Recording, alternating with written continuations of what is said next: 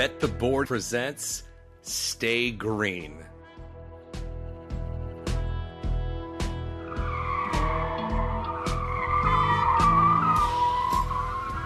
Stay Green is your first stop for all the metrics, matchups, and money-making opportunities at the track each race week.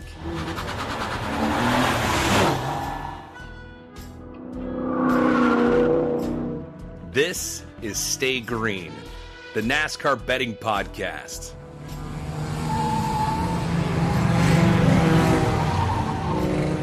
Here are your hosts, Todd Fuhrman and racing analyst Chris Werme.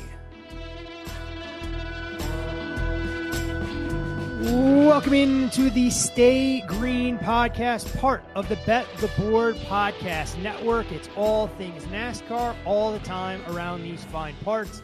And as the regular season winds down, we head to the unpredictable track that is Daytona, the international home of racing, or whatever they call it these days.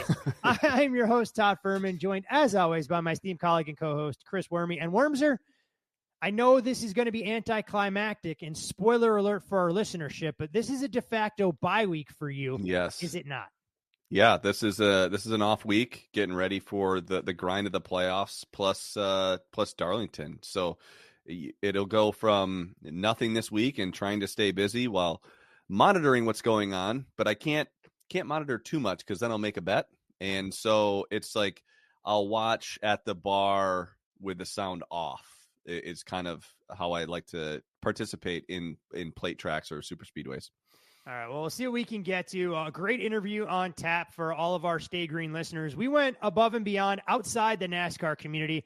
A gentleman who we know all too well, for better or worse, especially in Chris's case, that anybody who's following sports, especially the stick and ball variety sport, know him. Rob Perez will step into the hot seat. Great interview, but more with Rob a little bit later in the show.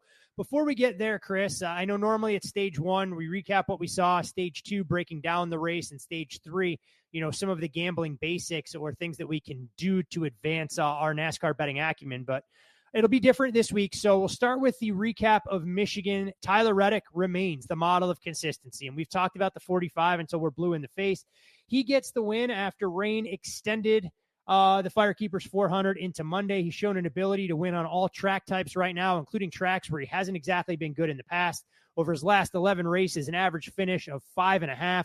Last 5 races, his average finish is better than third. 7 top threes, 11 top fives, 17 top tens, representing 71% of the points-paying races. The 45, when you hang out in and around the front, you're going to find your way into victory lane eventually. Yeah, to finish first, you must first finish, and he's done a great job of doing that. If you just look at, you go all the way back to just Charlotte, he's had only one finish outside of the top 10.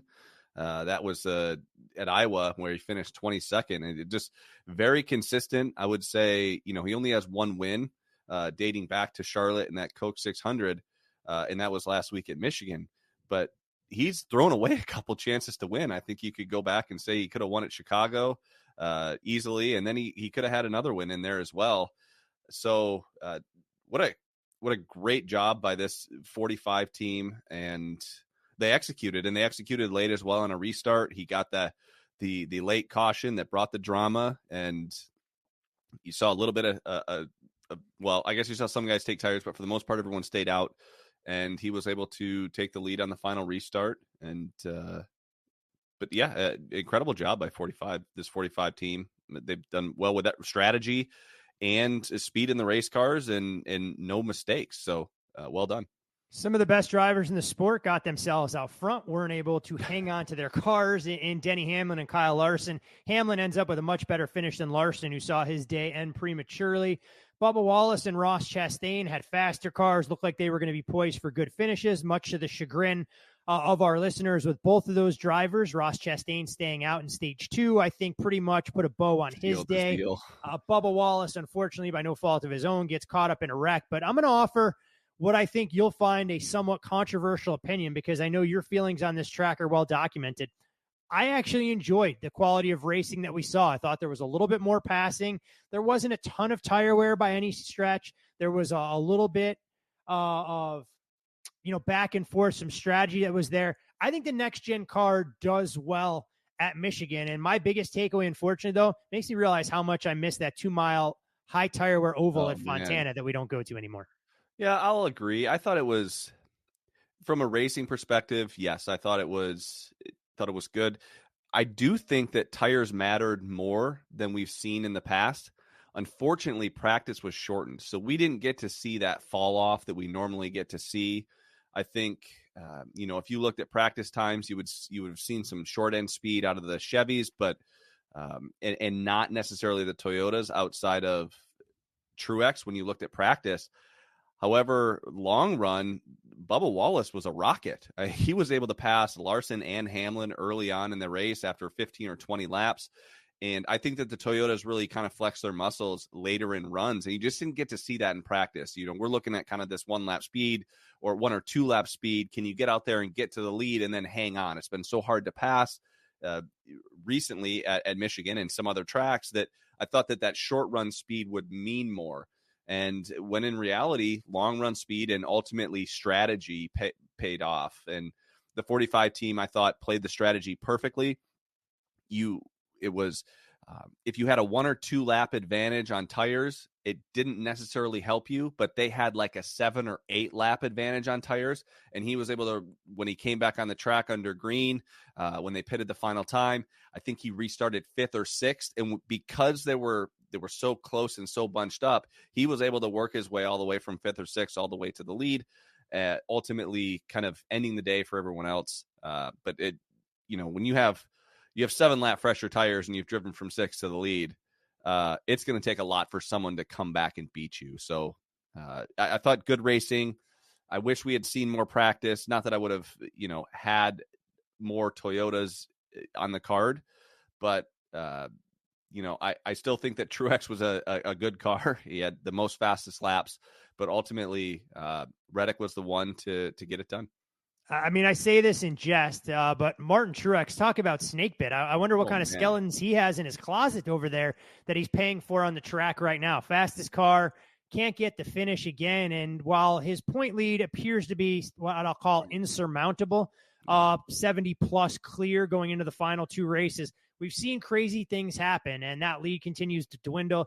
You wonder where the 19 will put it all together, because he's had consistently fast cars, just can't get himself into victory lane. So maybe he's saving the best for last in his swan song. But we teased the interview with Rob Perez, a.k.a. Worldwide Wob, at the top of the show. So without further ado, we bring on our featured guest on this week's episode of Stay Green. Thrilled to welcome on a guest we teased at the top of the program, a gentleman who knows the two of us probably better than he's willing to admit in a largely public forum.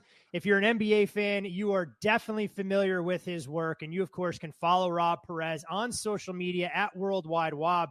But, Rob, I don't think people know that you are not such a closet NASCAR fan, that when NBA goes on the back burner, you live, breathe, and sweat Xfinity, trucks, and the Cup Series. Thanks for coming on with us, talk a little Daytona today. So I get asked, would you rather go to Game 7 of the finals or Eldora Motor Speedway for the Mud Summer Classic? That answer is very, very easy.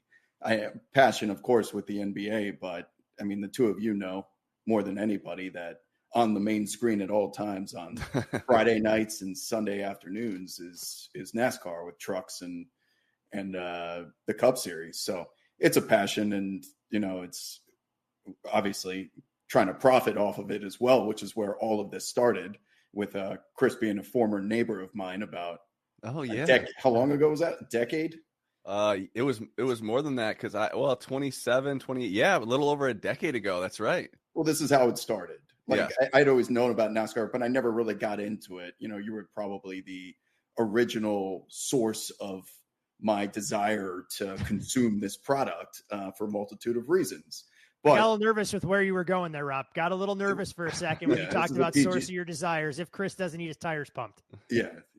I'm not going to give him that much credit, but I just find it funny that this is the particular episode that you guys bring me into, because on paper, it's Daytona, and it is on the brink of the playoffs.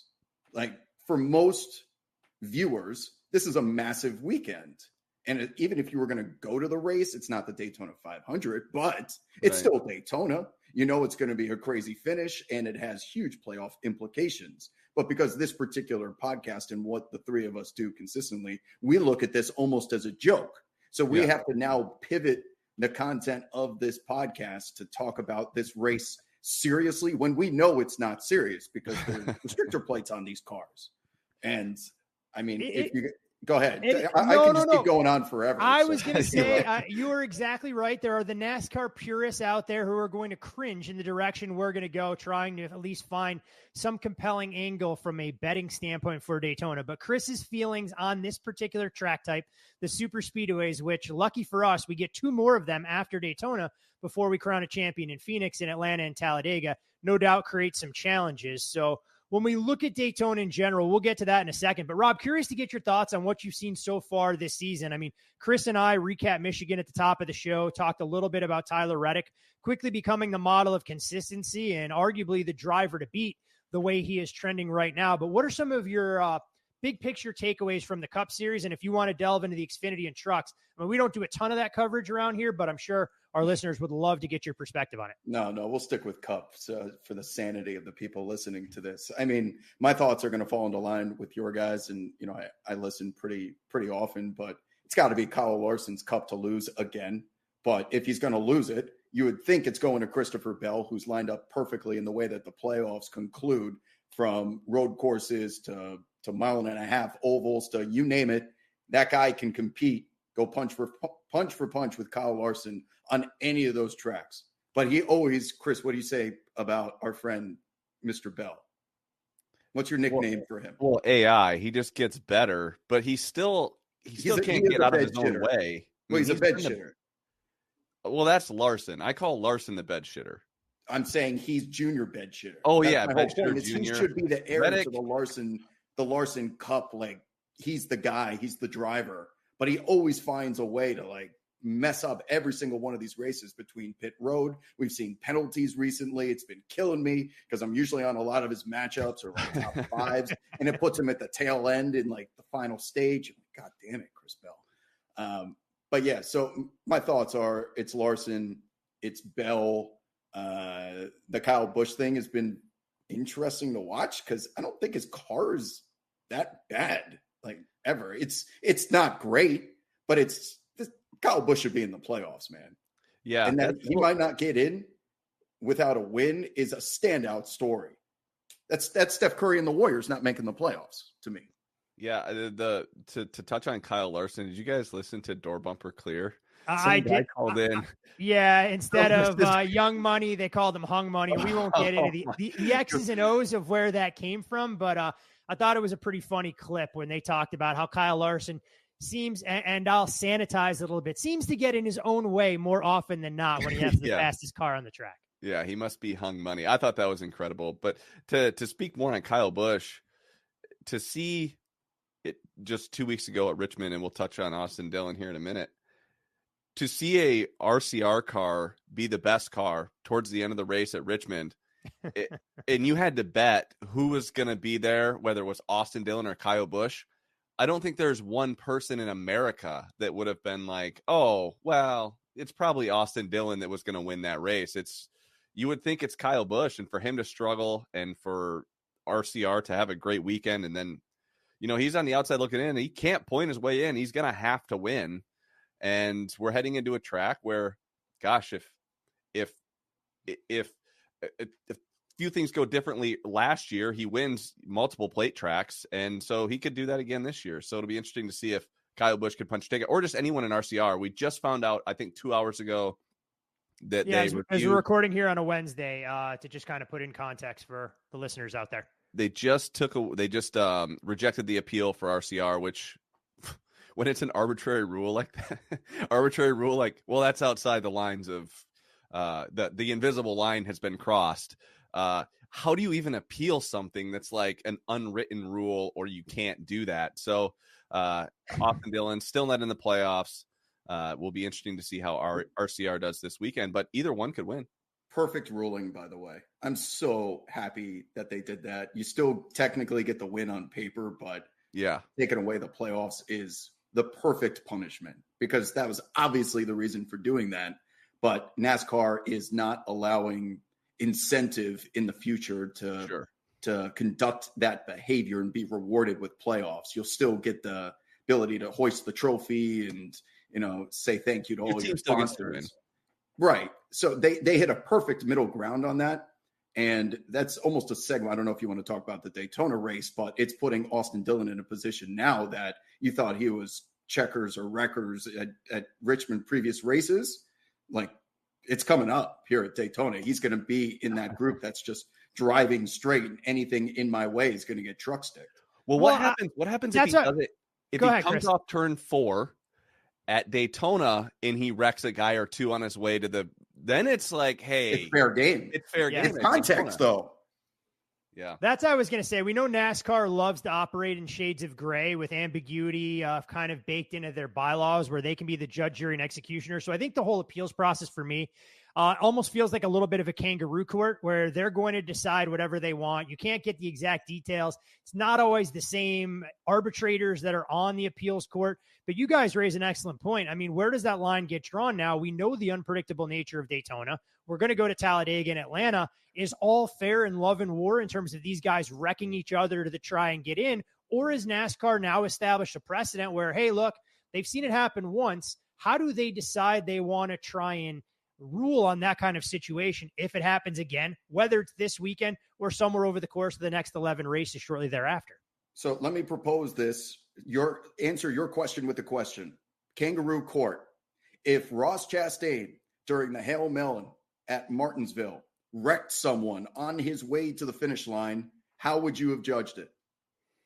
I think it's a great question. And I think given where NASCAR was then, they weren't going to disqualify Chastain, but they decided they got the best of both worlds there. They had a viral clip that they could subsequently market for the face of the sport. I mean, similar to what they did in the wake, honestly, of Austin Dillon driving off. I couldn't believe how many times we saw that clip circulate on NASCAR social media, but they were then able to try and make a black and white ruling on that says that kind of maneuver won't be allowed for the safety of the drivers and everything else. But it's an excellent point. And I think it's why a lot of the drivers and the folks in and around NASCAR were concerned about what kind of Pandora's box does this open up for the sport? But for all of us that watch it, whether you're a bettor, whether you're a fan, maybe not a fan of the 3-car in general, you feel like NASCAR made the right ruling here because it wasn't just eliminating one car in Joey Logano. It was right hooking Denny Hamlin as well, clearing out, 2 clear-cut drivers that would have beaten you to the checkered flag, mainly because you got a poor restart. Fair or foul, I mean, Ricky Stenhouse is the one that decides he's going to start the domino effect. Well, do you think... obviously, if you look at every individual thing that happened with Austin Dillon, technically nothing he did was worthy on an individual basis. If he right hooks Denny Hamlin, okay. If it was as retaliatory, like we've seen in the past, he gets suspended and then you get granted a waiver. We've seen guys drive it in deep and move people before, maybe not quite to the extent that Austin Dillon did. And then you have the spotter on the radio wrecking him, saying wreck him. He's not driving the car. So when you look at everything individually, you go, well, it's happened before and they didn't lose their spot in the playoffs. But if it happens in one corner, well, that's a little too much. But do we see them taking this decision and can you move someone? And how far back can you move someone for them to say, okay, that was egregious, that crossed the invisible line? To your point, Chris, this type of behavior is encouraged at Watkins Glen. Okay, when you come around the final turn on a road course, you hear the announcers saying it's your fault if you let them get to the bumper, because then there's an expectation that they're just going to drive through you. You can't let them get to the bumper. And how is that any different from the final turn at Richmond if you're Logano? Just because this is an oval and not a road course? I mean, I guess, Rob, the difference is that Austin Dillon didn't get to the bumper. He drove through the bumper. So maybe that's the difference what we're looking at. But you're right, though. It's what the sport has built itself on, aggressive driving and racing. So now that the line has been drawn, how will it get moved going forward? But go ahead. I mean, cut you off. No, it's not even just Cup. Whether it's trucks or Xfinity, if you're watching Allmendinger, like checkers or wreckers, go into those final turns on road courses, it's worse than driving through. He puts them into beyond the grass sometimes, not just him specifically, but someone that's going for a win. that road courses should have different rulings than ovals? Is that where we're headed? And I'm almost sounding hypocritical because I led this conversation off by saying I love the punishment because it was so blatant. He's getting the recommend sweep the leg type of instruction from his crew. Like, it all added up into, we can't let this happen anymore. But I'm telling you, if this happens on a road course, it doesn't even have to be Watkins Glen. Yeah, I agree with Rob there. In the playoffs? Yeah. I would agree. We've seen some crazy shit. I remember what was the truck Ambrose race in Canada? And Brad Kay. Ambrose and Brad Kay, that was the most incredible racing, but because it was, I guess, it was more a racing incident versus driving just deep. But this all could have been avoided without Ricky Stenhouse, wrecking, right? And I think, I also don't think Austin Dillon drives in there and wrecks him if he wasn't leading at the time. He felt like the win got taken from him, and so he took the liberty, like, hey, this was mine. People are going to look the other way because I was leading. And that's just not how this shit works. Like, how many tickets have we ripped up thinking that they were going to win with 2 to go? You see the yellow flag. It's a late race restart. And at least everyone goes down and takes tires at Richmond, whereas sometimes you end up where one guy pits and it's like, oh, we don't even have a chance now, so, or you see 2 or 4 tires where the strategy, at least at Richmond, they were all taking 4 and they were all taking the softer tires. But I still don't think he did anything wrong on an individual. Like, if you look at everything individually, it's like, okay, wrong, but okay. And then you look at wrong, and then all of a sudden, you put it all together, and the glove fits. You are guilty. Well, is wrong and dangerous married? Are they mutually exclusive? Or is it wrong or dangerous? Because what he did was dangerous. Denny was dangerous. Is it wrong? Denny was dangerous. I will say that. Even if Austin Dillon wasn't a repeat offender there, that's one thing that NASCAR has tried to get out of the sport, so they claim. Now, I know it happened under green flag racing conditions instead of the yellow like we've seen, but, I mean, you guys watch. We know that there's suspensions handed out when you right hook a guy, and maybe it's in the blink of an eye Austin Dillon makes that decision. So I'm not going to say it's premeditated or anything else, but I think NASCAR, because of that, probably had a rule with a little bit harsher penalty as a result. So you allow Dillon to keep the win. To your guys' point, he keeps his sponsors. I actually think Dow Chemicals renewed through 2025. I'm not sure if it's coincidental that it happened after the win or if that was something already in the works. But you guys are exactly right. I mean, who knows what we're going to see going forward, because we've seen that checkers or wreckers mentality and no idea what it's going to mean for the playoffs if Austin Dillon gets in, which appears to be a long shot at this point. Well, I'm glad we had this conversation to lead off this particular portion of the podcast, because it's going to segue perfectly again to Daytona, in that I'm looking at all of the previous Daytona finishes right now in the last, how many years? 8 years. And there's not a single one here has a margin of victory less than half a second, except for one, which looks like a clash or something. So we're going to be coming to the finish line here with guys wrecking and driving through each other. Now, granted, because they're inches apart from each other, it's just accepted and it's natural, right? So are we making these verdicts and judgments based on the track? And I think you have to. I think you have to. I think you have to. The answer it was where this is headed. To your point, they road courses. You look back at Chastain at Coda. I mean, he wrecked. I think he wrecked Allmendinger into Bowman to win that race, and it was like, well, again, to your point, well, he got to your back bumper, or he had done something in like a previous turn. So there's a good chance. I think the best ending to this story would be Austin Dillon wrecking Logano, and Hamlin gets caught up in it, and he takes a checkered flag and wins. And I think that would be the greatest story in NASCAR, is Austin Dillon somehow pulling it out, wrecking guys at the line at Daytona and not getting penalized. All right, so you guys mentioned Daytona. That's where we're going this weekend. We know it's not a race that we encourage our listeners to bet heavily. If you want to get involved, look, Saturday night under the lights, not exactly the most attractive week 0 college football slate in front of you either, so I can understand why people want to have a little skin in the game. I mean, Rob, who are some of the drivers that you've highlighted or that at least you've looked at that you think are going to take that wreckers or checkers mentality? I mean, is it a Bubba Wallace who finds himself 1 point short of the cut line?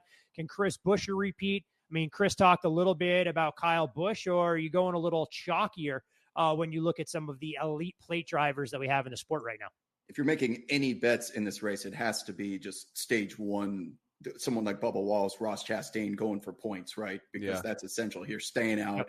You know, the finish is a coin flip regardless of what happens. Yep. But if you can guarantee those points, those are going to be crucial going to Darlington, especially knowing what you're going up against, where Darlington does the best job of putting the best drivers like to the front, right? So if you're not one of those guys, you need to get as many points as possible.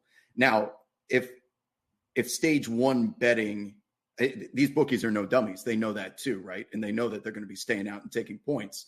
So what I used to do in the past, you would think we don't have to give a lot of the operators too much credit. Okay. All right. Well, keep an eye out for that, because I think we're all in agreement then. As I look at the standings here, you brought up Bubba Wallace, Chris Buescher, Ty Gibbs, Chastain. Kyle Busch is probably too far away. Truex. You know what? They're going to get as many stage one points as possible. In the past, before the bookies caught on to me, because I know the three of us, since we've known each other, have always stayed away from plate racing, betting as much as possible because it's a coin flip.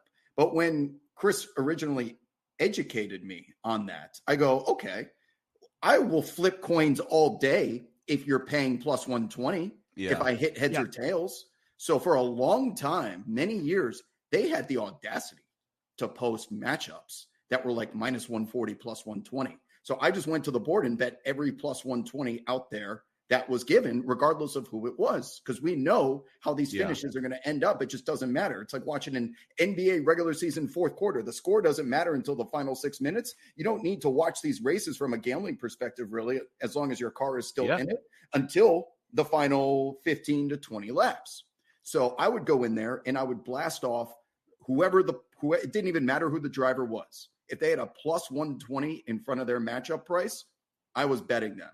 Now they've sharpened up. It's very difficult to find anything that's not minus 115, minus 105 for this exact reason, because they were probably taking so much exposure in this matchup field from just all plus money bets that unless you're getting like the squares that are at the Daytona track, just wanting to bet Dale Earnhardt Jr. back in the day because he's good at this track, like that's not enough money to balance out what was coming in on the other side. So that strategy has gone, as has me just throwing darts and betting every plus 2,500 on the board and hoping before Michael McDowell, won his first Daytona, that's the one that crashed, not crashes, that cashes. It's funny. Those two words are very close. Have you ever guys crash and cash? That should be the case. There is a very fine line, as we all know in this sport, what's there. I mean, Chris, when we look at Daytona, it's the same kind of thing. There's certain drivers that always perform a little bit better at this particular track type, but still, to echo a lot of what Rob just said, there doesn't provide some of that opportunity to go out there and kind of flip coins, hope your driver is avoiding the big wreck. I know there are people that are going to bet it. They're going to take advantage of some of their math models out there and play into it. And it's not to say that they can't be profitable, but I think you have to be comfortable knowing that, hey, look, some of these races, you're going to come out looking like a rocket scientist, and some of these races, you're going to come out looking like a jackass. It was last year at this time going into the Coke Zero 400 that we saw that astronomical $13 to win $1 million on top 10 parlay, because there were about there were about 16 cars that finished on the lead lap. So there is a little bit of an avenue, but to Rob's point, these books have really tightened up their numbers. You don't get the BJ Wares or the BJ McLeod and Cody Wares of the world at 100 to 1 to finish in the top 10 or astronomical prices. The one common denominator that you can look for is just betting against Kyle Larson, who's found it extremely difficult to finish inside the top 10 when we go to play tracks in general. Well, I think you could sum up all of Daytona and how you bet it in like this exercise. You're looking at, we'll say Truex is in. We'll just pretend Ty Gibbs isn't in because he's technically not. And then you have Chris Buescher, Ross Chastain, Bubba Wallace, Kyle Busch, kind of all of those guys kind of fighting for a playoff spot. But if I were to say Ross Chastain won at Daytona, you'd say, oh, okay, I can see it. Let's just say you didn't watch the race. You're just reading the headline the next day. Bubba Wallace. Yeah, okay, that makes sense. If you didn't know the playoff picture, you go, oh, Kyle Busch. Yeah, I could see him winning at Daytona for sure. Like, yes. Yeah. Then you go on to Chase Briscoe. Okay, I might be a little shocked, but if Chase Briscoe is going to win somewhere, it's probably Daytona. Todd Gilliland, okay, I'd be a little surprised, but if you go back and look, he did lead like 16, 17 laps of the Daytona 500. He's had plenty of speed. His teammates also won the Daytona 500. So, okay, yeah, Michael McDowell, he's won at Daytona. So, yeah, that could happen. Carson Hocevar, he'd be one where, like, okay, this might be if the seas parted with a bunch big wreck at the front, he kind of weasels his ways through. So I would say he would be a little bit of a shock. Josh Berry, you're going to tell me an SHR car who's run up front? Yeah, okay, I could see Josh Berry potentially winning. Noah Gragson, maybe not. But we're talking about drivers that are going to be outside the top 30. Eric Jones is 27th in points. You bet your ass he could win there. Like, Eric Jones is a good plate racer. Austin Dillon, he's won at Daytona. He's 29th in points. Ryan Preece, Ricky Stenhouse, all of these guys that, are on the outside looking in would have a massive impact in the playoffs. And we're not going to be shocked if we open up the paper and the headline is, Chase Briscoe wins at Daytona, or Kyle Busch or Ricky Stenhouse, because those things have happened before. So that's how hard it is to handicap this race. So I would agree with Wob that, back when they were I don't like laying minus 160 on an oval, let alone at a plate track. And, you were seeing like minus 145. I don't care who's on the other end, as long as it's, a top 30 driver. If you just see plus 145 or plus 150, like we saw in the past, you just click the plus 145, because in the end, the variance is you hope over years and years, it's a coin toss that you're going to have guys collected and then guys that get through, and hope it kind of equals out. So I think that anyone that's super sure about about betting, especially a winner, go ahead and do that exercise and see if you'd be shocked if someone on the outside looking in were to go out there and win. Yeah. I think, to your guys' point, this is why this race, being the final regular season race, like it's been in the past, added so much drama and intrigue, because it didn't matter where you fell. If you were right on that cut line, you knew that you had to sweat it out. You had to avoid the big wreck. You had to make sure that there wasn't going to be a first-time winner that got through. So I'm not going to say it loses some of the luster for that reason, knowing that we have Darlington waiting in the wings, but there is no doubt going to be an emphasis placed on this race for a lot of the drivers that you just mentioned there, Chris. But go ahead, Rob. Jump in there, man. Well, I was going to name 4 wrecking balls that could poison the well when we are, let's assume the big one hasn't happened yet. We're in the final stage. There are 4 wrecking balls that are going to start to break away from the draft in the columns, if you will, to start making moves. That's going to be Michael McDowell, Ricky Stenhouse Jr., Austin Dillon, and Austin Cindric. 3 of the 4 have their own reason. Cindric, what they have in common is they're former winners, right? And whether it's been because everyone's wrecked in front of them, they have found a way to win the race. Now, 3 of those 4 need to win this race to get into the playoffs. So this is their best chance. None of those that I mentioned are coming even close to winning Darlington unless Armageddon happens. So even then, I would still think Kyle Larson wins. Yeah, right. Austin Cindric winning at Darlington would definitely take us all by surprise, to say the least. Who knows? Maybe Austin Dillon's figured something out with a high tire wear track, if he can parlay some of that speed from Richmond in. But I can't imagine he is going to be a pre-week bet for any of the 3 of us when we pivot to a much more traditional track type. But yeah, look, that's what Daytona adds. It provides some of that intrigue. It gives bettors an opportunity to put up a little bit to make a lot, and kind of diversify their portfolio, betting some of the drivers that they otherwise wouldn't bet. But at the same time, there's a reason that most of the drivers that we've highlighted are all priced between 15 to 1 on the low end, upwards of 35 or 40 to 1. And when you look at some of those derivative markets, you ain't going to be stealing anything betting these guys top 3, top 5, top 10, like you potentially could at an oval, even as recently as Michigan. Would you guys agree that the best place to avoid the big one at Daytona or Talladega is in the back of the lead pack, as opposed to being up front? Would you rather be at the very back of the line? I think I would. I feel like plate track racing's changed though a little bit. If you listen to Denny's comments and some of the other guys, they feel like you have to be a lot more aggressive, because even if you can avoid the big one, it's just so tough to work your way through the field if you're not picking cars off slowly. But Chris, I asked that question. I asked that question because there are going to be guys going for points regardless, like we started off this conversation with. Yeah, so if you are the Bubba Wals's and the Chastains, Is there a theory to just blind fade them, hoping that they're thinking that way and that we're just going to chill at the back of the lead pack and guarantee 12th place at Daytona to make sure we don't wreck and cash in some points? Is there a strategy there, or are they going for the wins too? Yeah, I think if I knew that, I would probably bet it. I think that if you're in the first 2 rows, you're probably safe in the pack. If I had to choose now, not coming to the line. I'm talking about in the stages, right?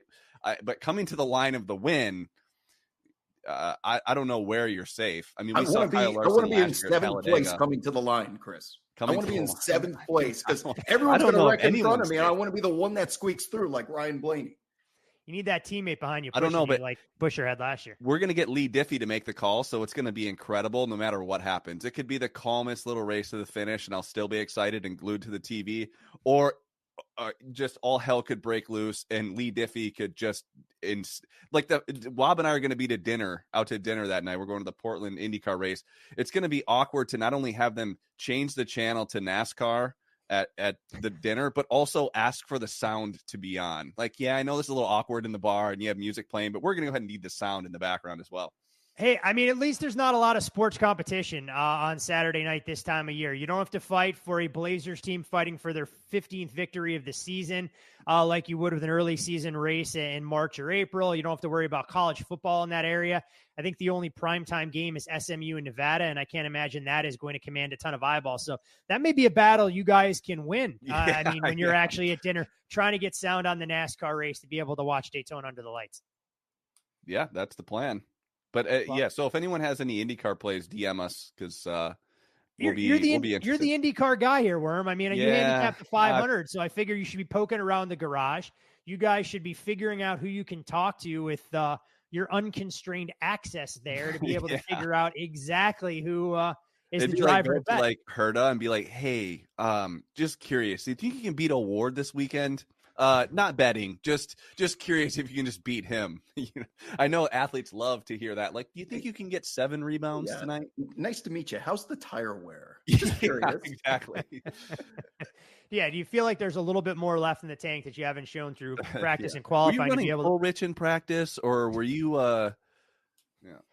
Hey, I mean, look, if there's anybody when it comes to intrepid reporters and boots on the ground, I'm sure you two will be able to weasel your way into some intel that's not widely available. But, Wob, I think this is more Daytona coverage than we've done in the previous seasons of Stay Green. So you've added an element there, but we can't let you go without getting your perspective. You do an outstanding job covering the NBA. Your passion for that shows through in terms of interacting, sharing video, and everything else. When you look at NASCAR, what do you see as a useful vehicle for them to be able to grow the sport and make people appreciate NASCAR the same way we do, while still not neglecting some of the stick and ball sports that we grew up on, but making NASCAR a little bit more mainstream than it currently is? Have to have a post-game show. Chris and I have talked about this for years. When the Hail Melon happened, and they didn't even do a post-game show on, and it was NBC Sports at the time before they moved it to USA. I was flabbergasted. That is one of the biggest moments ever in the history of the sport. And I had to go deep down a YouTube rabbit hole of keyword searches to find anyone talking about this. I mean, that's how I built my career, was off of post-game reactions. When people wake up the next morning, whether it's on linear network television or not, people have slept and they've lost the emotion of the moment. Capitalizing on that, there's so many people. Just look in the comments of these NASCAR highlights that get posted on Twitter. There are so many people there that would just lust for a vehicle and or community to share their ridiculous thoughts with. And the ridiculous thoughts are part of building a community to turn NASCAR into what the NBA has become, in that everyone always has an opinion right after the game is over. Now, of course, there's going to be someone who takes the time to break down the race, and that video comes out, let's say 12 hours later, it's analytical and all of that. They have that content now with NASCAR. My point is they need to channel that energy that absolutely exists within this NASCAR community. And I am yet to find someone or somewhere that offers it on an equal level. That will get them. It's essentially free, by the way. because they're not even doing it now. So they can just free roll it to see if it works. They don't even need to put it on TV. They need to find a way to harness that younger audience that's living on the internet trying to talk about it. Period. So you're telling us that Charles Barkley, when NASCAR goes over to TNT, will be perfect for Inside the Race or whatever they want to subsequently call the show to be able to put together a post game that can rival Inside the NBA? Yeah, but because again, even if he doesn't even know the name of the drivers, like he doesn't know the name of the players in March Madness half of the time. And True, it's a very good point. Well, based on his experience, and he plays and covers a lot of sports, just having that as get it into the conversation is my point. Charles Barkley would be a great way to do it. No one goes to Charles Barkley for X's and O's talk. You know, there's the Tim Leglers of the world with the NBA. They go to Charles because they want to hear about the women in San Antonio and then like how the Spurs, and he can drop one of his which jokes. From what I've been told are different than the women in Copenhagen, but I digress. Yeah, right. But that's like his number one go-to joke. So just the reason for me bringing that up is I'm trying to find a top of funnel source in getting NASCAR into mainstream sports conversation. And that's going to be a problem because NASCAR, like the WNBA, decides to have their most important part of the schedule right as football is getting going and in the thick of it. And they do it on the weekends. They overlap. They counter program what is undoubtedly the number one show on network television by far. And they're counter programming it. So if you're going to choose to do that, of which they really have no other choice based on the TV deals that they've structured and these deals they have with the racetracks years and years in advance, they need to find a way to be different. And if they continue to just put this on TV and say, watch the race, maybe it'll start on time. Most likely not, because of the weather that always seems to happen on a Sunday afternoon. Okay, so now you're telling people we're not starting on time, and we have no way to discuss it. They have to. That's. I'm telling you, that's what happened with the NBA, man. It changed everything overnight for their business. Your comment about the Hail Melon is hilarious because it was so quick. It's like Ross Chastain runs the fastest lap in Martinsville history by doing something no one has ever talked about. He's getting into the playoffs. Denny Hamlin's out, or getting into the Final Four. Denny Hamlin's out. We'll see you next week, everybody. Stay tuned for this rerun of Suits. See you later. Hey, look, Suits would be better than SVU. I feel like that's what I get bookending all my NASCAR coverage for SVU. And it gets extremely depressing. But no, it's an excellent point. I mean, you look at NASCAR and the trajectory of the sport, more lucrative media deals now than ever before, more broadcast partners when you bring Amazon and Turner into the fold to divvy up the schedule. But the one thing that's still lacking for the sport is you don't have a daily studio program in any capacity to cover a lot of these components. I mean, Race Up is gone. Fox eliminated that. You know, NASCAR on NBC or whatever they call the daily show, I mean, that's no longer out there either. So you begin to wonder what it takes to create that full 360 immersive experience to know the drivers, follow the storylines, be able to react in the moment. And I think social media provides that best vehicle, but they're still challenging. And it's such a, deconstructed approach that there's no one unifying force to try and create that camaraderie of sorts that the NBA, to your point, has done such a great job in doing. And what's allowed the sport to thrive in the way it's covered above and beyond the actual on-court action. Is there any sport better, by the way, at creating a product in which there are close finishes? And unless we're at a track where Kyle Larson has a 7-second lead at Darlington, okay, Talladega, Daytona, road course, a lot of these, even overtime at an oval, let's say Bristol or Martinsville, you're going to have a close finish. And what people on the internet in the year 2024 love doing more than anything is watching their favorite creator or influencer react to things. And if you have a tight finish and someone who's passionate about a driver and or the sport, you are going to get a ton of opportunities for that creator or major influencer to have like a vein popping out of the neck moment where it's authentic, because most weeks, NASCAR, I would say most, not some, but most, they have close finishes, even if it's in just the final couple laps, and it's stressful, right? Especially when they go to overtime and stuff like that. How are you not capitalizing on that energy that football, unless it's a field goal or touchdown game, basketball in the NBA, I mean, it has to be within one possession, considering the volatility of the score differential. Rarely ever happens. Baseball, unless it's October, it's really tough to harness that energy. But you could apply the same philosophy as every week in the NFL is the playoffs. Every week in college football is the playoffs. You could say the same about NASCAR, but they do a poor job of portraying that and also illustrating it and making it accessible to a younger generation that doesn't even know what network television is. Yeah. Could you imagine that if the Masters, like Scheffler's got a 4-shot lead and all of a sudden they throw a caution. Well, Scheffler's 4-shot lead is no longer there. They're actually going to send Scheffler back to the 18th tee with Ricky Fowler, Brooks Koepka, long drive contest Johnson, and they're going to play the last hole to win the green jacket. Every single person on Twitter would know that was happening, and that happens 20 times a year in NASCAR. Maybe not 20, maybe 12 times a year. You see them a final restart for the race, and it could be, oh, they tied, we're going back again. That would be riveting TV in every other sport to all of a sudden take what could be a Larson snoozer and turn it into anything. And it's so that's the only sport that can reset the score, guys. Yeah. It's the only sport. How are you not capitalizing off of that great point on the internet? It is a great point and something that definitely gives a lot of folks out there plenty of food for thought. Wob, I know you do a ton of stuff. You're still in a little bit of your downtime before the NBA cranks up in earnest, but rattle off all the platforms, the programs, the projects that you're working on where our loyal Stay Green listeners can follow you, not just for your NASCAR coverage, but of course, those that watch and live and die with the NBA, much like you do throughout the fall, winter, and spring. That's quite the assumption that I'm working right now. So thank you. But I was giving you the benefit of the doubt. Don't make me retract my effuse praise heaped in your direction. Well, thank you for the compliment. The plan is to return to Sirius XM on a full-time basis this year to be hosting NBA coverage throughout the season. I was doing the post-game show during the playoffs. I'm on Twitter, obviously, Worldwide Wob. And for now, that's really all I really have to share. Otherwise, I'm just sitting here watching NASCAR, texting Werme gifts every time Chris Bell wrecks. He knows exactly.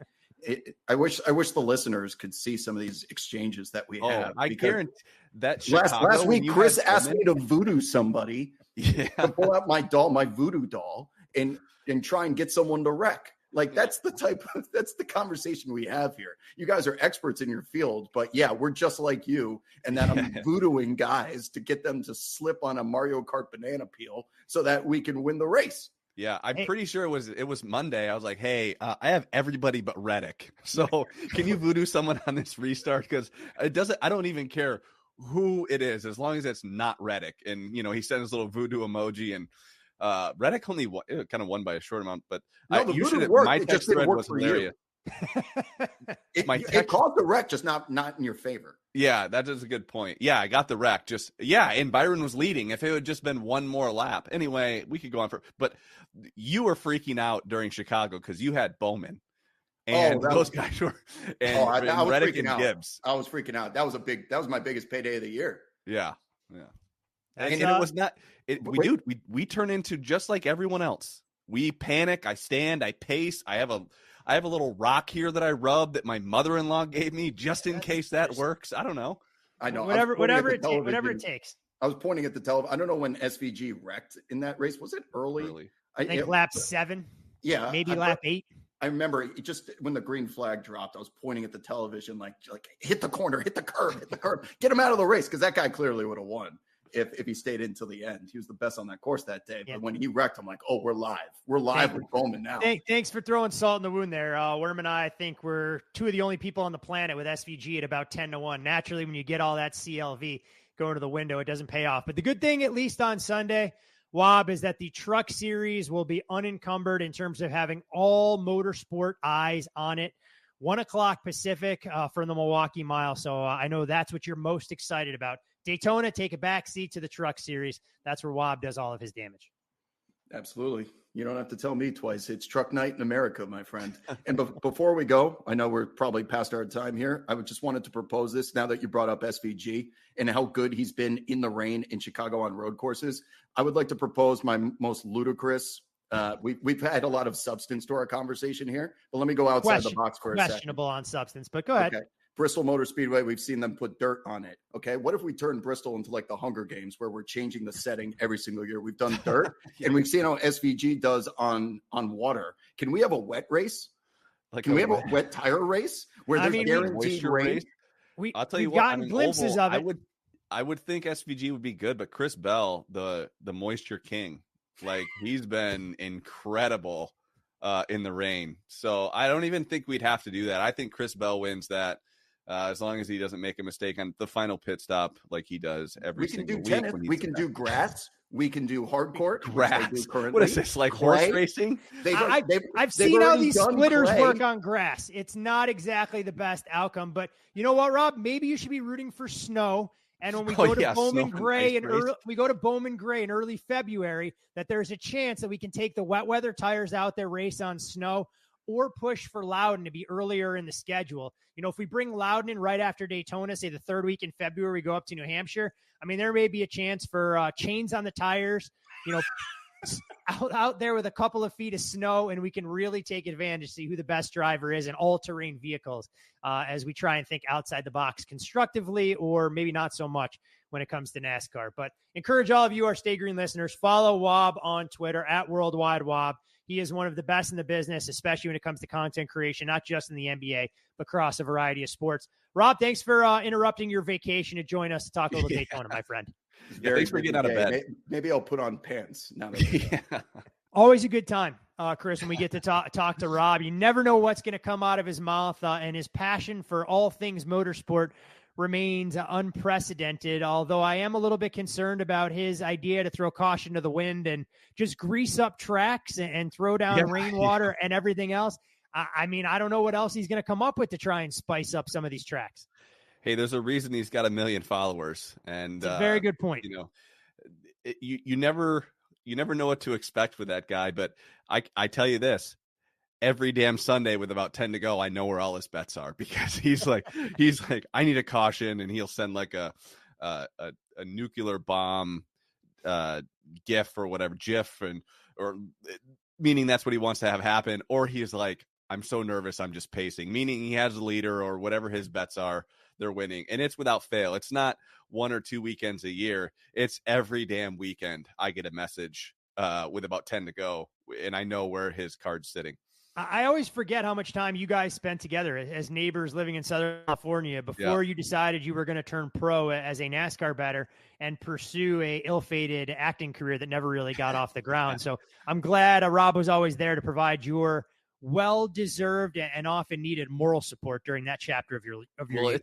He was able to build up a following we used to go to this place called the Bungalow in Santa Monica. I was there one New Year's Eve with you guys. Yeah, that's right. You were.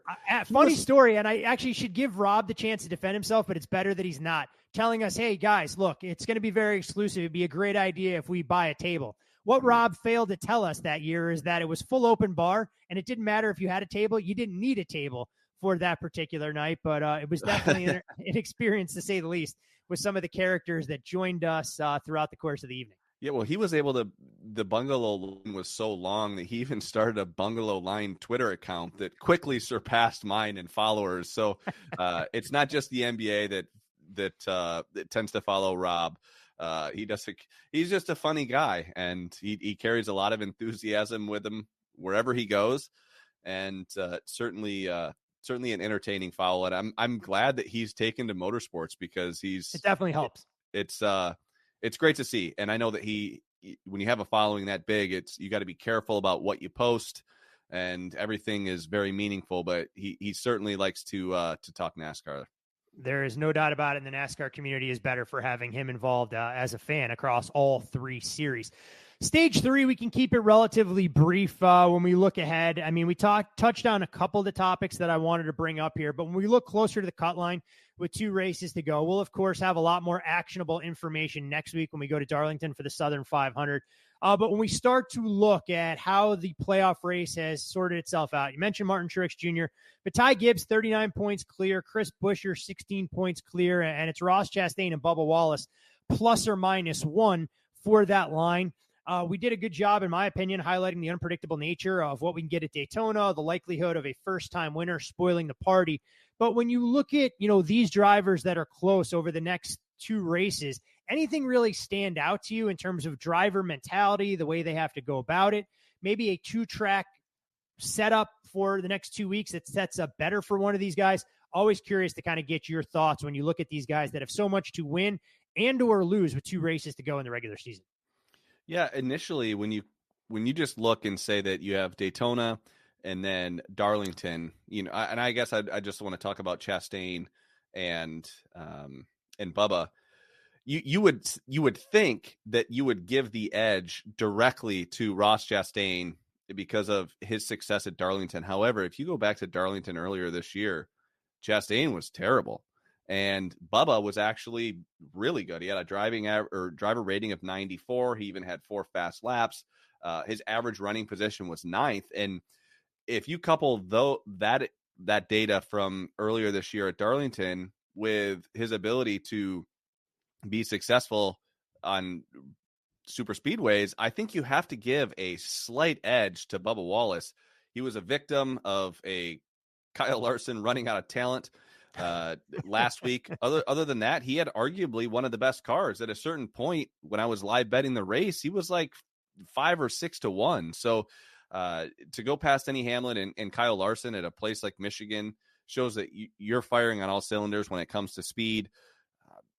Big asterisks this weekend. I still give a slight edge to Bubba just with momentum, speed in the race car, and then how they ran at Darlington. But I don't want to overlook, Chris Buescher, who, should have won Darlington earlier this year. And he does have that points cushion. I expect him to be aggressive and go out there and try to score some stage points early on, especially if, Ross or Bubba have issues early. But man, it's going to be interesting. And this storyline will have me probably glued to the TV, even though I don't bet this race, because it's just too big to pass up. And when you follow it week to week, you're very interested in everything that happens throughout the race, because guys can go a lap down and they can get their lap back. So certainly be tuning in to see what happens at Daytona. I can't wait for angry texts coming from the 2 of you guys when you can't convince whatever hipster bar drinking your overpriced IPAs in Portland won't put NASCAR on because they feel it's not part of the Go Green initiatives, given all of the diesel fuel or whatever racing fuel that we burn up there. So just make sure that you're not sporting your favorite fire suit when you walk into those watering holes. Well, I can just say that the name of the podcast is Stay Green, and we want to comment on keeping NASCAR green and see if that allows. That'll be my take. I get that often. People that'll Stay green. So is this like the environmental side of NASCAR? We are all about eco-friendly. If it means we're making more money, stops and starts, you don't get the same fuel economy. So if it stays green, it's good for all parties involved. And we'll wave the checkered flag on a brief stage 3. You can follow Chris on Twitter at ChrisWerme15. I'm Todd Fuhrman. You can follow me there. You can follow our guest, and I'm sure you already are, at Worldwide Wob. And for all things podcast related, you can follow Bet the Board at Bet the Board. Wormser, normally this is the best bet portion of the program, but I know I'll call it our disdain, for a lack of a better term, for betting this type of track. But I do have to ask you, anything actionable that you see? We did see our white hot best bet streak come to an end last week, but you know what that means? It's just another chance to start a winning streak to wrap up the season as we get deeper into the regular season and, of course, the playoffs right around the corner. Yeah, I think, and I'll talk a little bit more about why we're not giving out a best bet. It's not that we just walked into this and, we're not going to give anything out. I do not think that the top 10 markets provide a lot of value this week. I think that the hold is incredibly high. I think that some of these books are a little flinchy when it comes to the payouts that they saw last year with this top 10 bet. And then when we went on to FanDuel and DraftKings, we didn't see anything that we thought was worthy of a play. And when we went to the matchup side, DraftKings only had 2 matchups. And it wasn't that we were just going to completely avoid it, but we don't want to sit here and the goal is to make money. And correct. That is the number one goal. This is not an entertainment betting podcast. The goal is to produce winners. And I think at this point in the week, there's just nothing that's kind of popped up I don't think we're going to have anything throughout the week, but I would certainly tune in because it's going to be entertaining to see who can at least set themselves up or potentially punch a ticket to get into the playoffs. Hey, one final thing I do have to ask you, given your travel plans for the weekend, and we've seen how your internet connectivity has let people down in the past when you're not in the home office, are you doing a pre-race poller, or are you taking a week off to try and rest and recharge the batteries? No poll this weekend. If there were to ever be, I might actually do one for Atlanta. I typically don't do them for super speedways, but with the playoffs and the playoff implications, I think it's good to just kind of keep that consistency going. But this week, I'm going to go to the Portland IndyCar race, actually with Wob. So, if I talk to any drivers and can find any winners, I'll be sure to pass along. But I do not have the savvy IndyCar mind that a lot of other people on social media have. So take that with a grain of salt. If you do get a drunken tweet with a play, maybe play for half if I decide to give something out, or the best bet comes out. Just be aware that I'm at the track forcing plays. When Wormser is all set up with the finest boxed wine he can find in the Pacific Northwest, that may not necessarily take it right out of the box and carry it around with a bag. The ultimate recipe towards getting you to the window with a winner in hand. But again, special thanks to Wob for jumping in. We know play tracks give us a chance to kind of go off the beaten path a little bit, and we'll look to try and do that with Talladega and Atlanta as we line up some big name guests going forward as well. But other than that, Wormser, safe travels down the coast from lovely Vancouver to Portland. Can't wait to talk a little Darlington. It's one of the crown jewel races of this season. We know the betting opportunities it provides, and there'll be plenty of information that we can pass off, hopefully, in the outright market, head-to-head matchups, and maybe some group bets for track that, we would probably put in our top 3 in terms of its overall level of profitability, as long as we don't get those late cautions and costly wrecks that'll do us all in. So anything else you want to add before we close up shop? Nope, that's it. Just, all right, let's do it. Enjoy the racing. Enjoy all of your race night festivities. Saturday, Daytona, under the lights, plenty of championship implications, but this is the perfect race to keep your bankroll to the sidelines. But if you do choose to wager, I want to wish all of you guys and girls out there, Stay Green listeners, the best of luck, and hopefully we'll see you at the window.